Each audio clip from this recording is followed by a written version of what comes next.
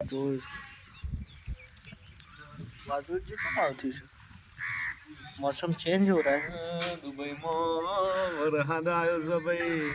પણ બે દાતો જપતું તું કે બધું તણાઈ ગયું જલ્યા તે કહું તા તું તણાઈ જાય બધું ઓના બુનોના લગ્નમાં વરહાદ આવન આવસ ભાઈ રેકોર્ડ કરી લીધું કેવાય લ્યો